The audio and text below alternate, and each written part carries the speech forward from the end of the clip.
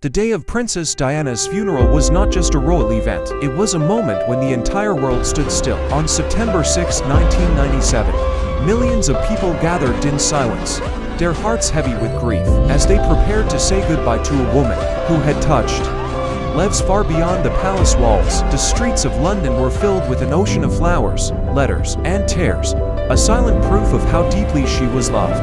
As the funeral procession began, a quiet sadness spread through the air. The coffin of Princess Diana, covered with the royal standard and white flowers, moved slowly through the streets. People stood shoulder to shoulder, many unable to hold back their tears.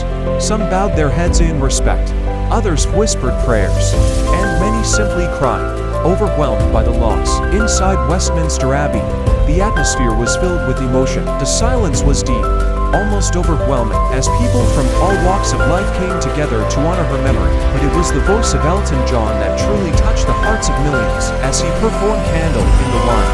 The world listened in silence, many with tears in their eyes, feeling the weight of every word.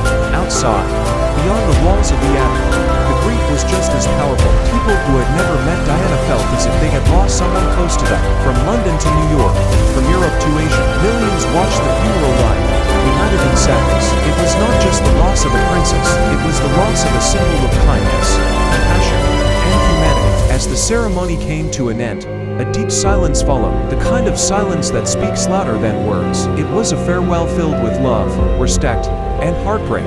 Even today, years later, that moment remains unforgettable, because the world didn't just say goodbye to a royal figure, it said goodbye to a woman who had become a part of people's lives. In the end, the funeral of Princess Diana was more than a goodbye. It was a reminder that true impact is not measured by titles or crowns, but by the love you leave behind.